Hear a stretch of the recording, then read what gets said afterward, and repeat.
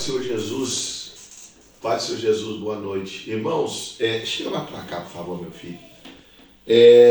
Nós gravamos a nossa aula para os irmãos que não puderam ir.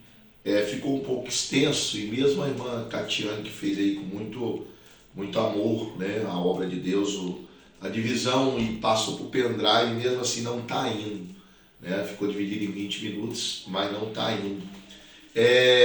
E como o nosso tema é um tema muito profundo, né, desse módulo, inclusive, eu quero estar pontuando alguns pontos aqui com os irmãos, especificamente.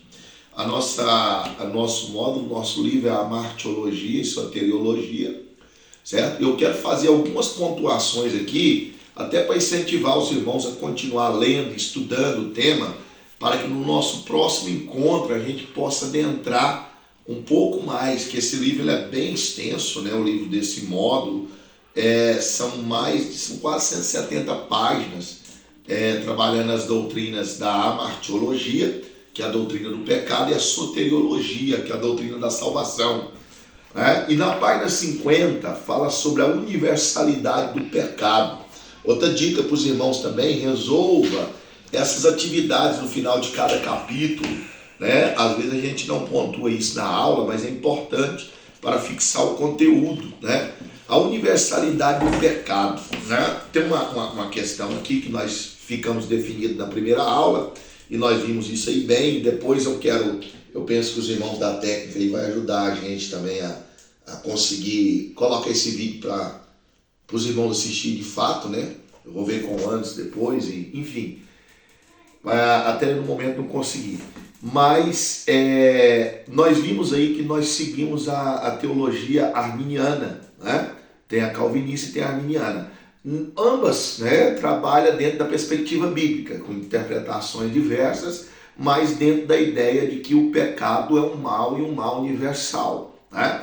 A teologia arminiana defende a ideia de que o pecado, por mais que depravou o homem, ainda ele tem a capacidade do livre-arbítrio, que nós chamamos de livre-arbítrio, embora você não encontre essa palavra livre-arbítrio na Bíblia, mas a ideia de livre-arbítrio está permeada por toda a Bíblia, assim como você não encontra a palavra trindade, e no entanto, se você negar a trindade, você está negando a fé. Né? Então, dentro disso, irmãos, a perspectiva arminiana é que, apesar da depravação do ser humano, né, Deus lança luz e ele, na sua consciência, ele consegue decidir. Né? Tiago, por exemplo, diz: chegai-vos a Deus e ele chegará a vós. Então é preciso uma ação do homem para que haja uma reação de Deus. Agora, no entanto, todavia, contudo, nós não negamos e cremos que até para haver a ação do homem precisa de uma intervenção de Deus. Né?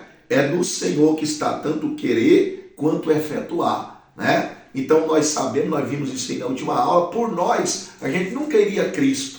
Foi um trabalhar do Espírito Santo de Deus na nossa vida. É o Espírito de Deus que convence o homem do pecado, do juízo e da justiça. Mas isso tudo também não anula a questão do livre-arbítrio. Né? Isso aí ficou claro e já pontuei isso. Mas a universalidade do pecado. A palavra de Deus diz que todos pecaram e destituídos estão da glória de Deus. Aí na página 50 eu gostaria que os irmãos olhassem com bastante atenção esse tópico, a universalidade do pecado. E eu quero só pontuar aqui o que o autor colocou aqui no último parágrafo da página 50, sobre a universalidade do pecado. A mais correta das pessoas é dominada pelo pecado, no sentido de que até os seus atos aparentemente bons derivam de um interesse egocêntrico. O pecado é tão universal quanto a raça humana.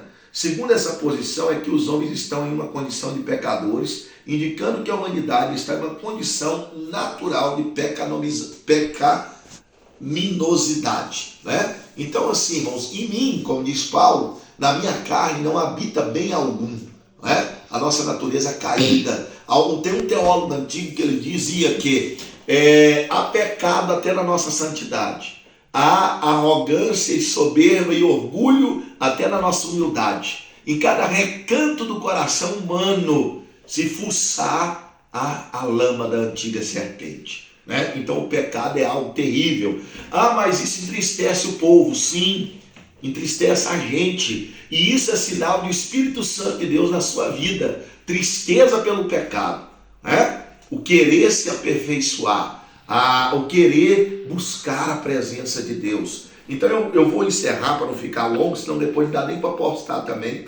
Mas os irmãos, analise páginas 50 e 51 e depois, não só, né, mas principalmente isso aí, que nós vamos partir daí na nossa próxima aula. Eu vou até pontuar com os irmãos depois, a nossa próxima aula vai ficar para a quarta. E eu vou explicar aos irmãos. É na segunda, mas essa semana agora vai ficar para a quarta. Depois eu vou mandar um vídeo para os irmãos com a explicação do grupo. Viu? Leia, irmãos. Estude mesmo. Viu? Nós vamos partir da página 50 aí na nossa próxima aula. Tá certo? Aquilo que está anterior a isso também, dá uma estudada. Nós vimos aí bastante na última aula, mas eu gostaria que os irmãos pontuassem. E nós vamos dar bastante ênfase na próxima aula, né?